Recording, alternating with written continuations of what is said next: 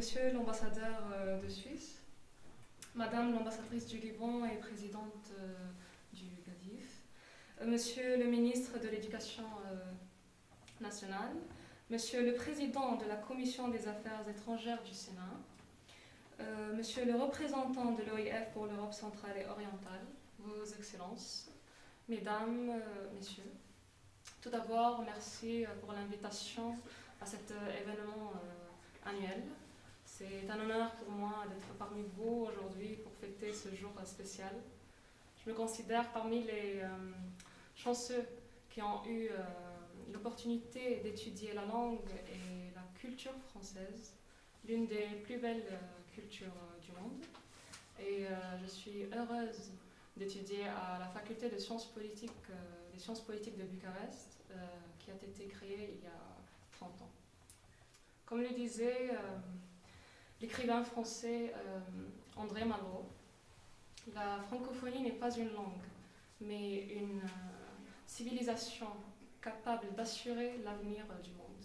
Je pourrais vous parler du fait que la langue française est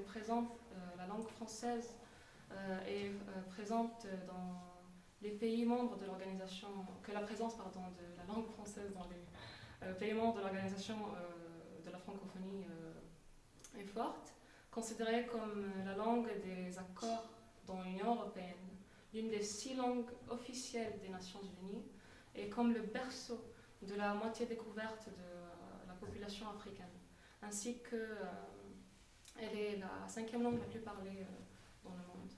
Mais je préfère consacrer mes mots à des attributs importants qui impliquent le jeune public, entre lesquels je m'inclus.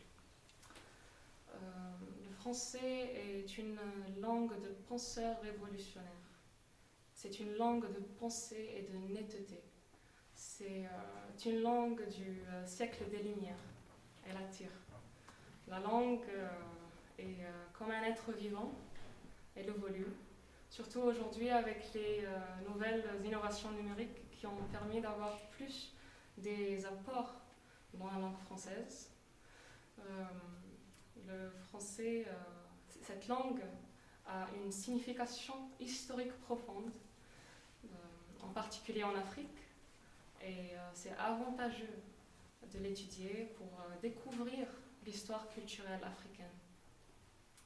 Et enfin, nous les étudiants francophones du monde entier avons l'espoir que les pays membres de l'organisation francophone et avec l'aide directe du gouvernement français s'emploieront à multiplier les séminaires culturels et sociaux, à développer les activités culturelles, à ouvrir plus des bibliothèques, d'universités, d'écoles, et à augmenter leur nombre dans ces pays-là, et à élargir les échanges culturels afin de promouvoir cette précieuse culture.